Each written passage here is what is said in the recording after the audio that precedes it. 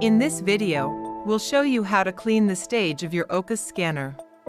You will need microscope cleaning fluid, or a solution with 70% isopropyl alcohol and 30% distilled water. You will also need lint-free disposable wipes and cotton swabs.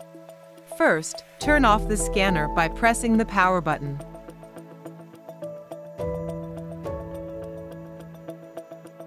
After the scanner has been shut down, unplug the cables on the back of the scanner.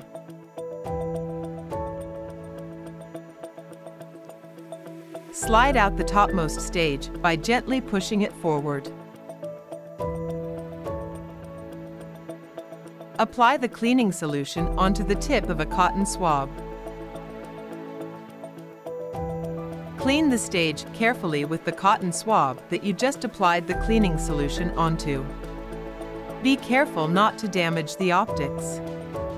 Be sure to also open the slide clamp and clean around it on both sides. Wipe all surfaces dry using a lint-free disposable wipe.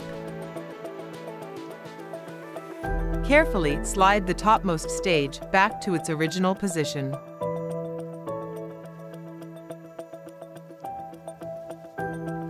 You can now plug the cables back in.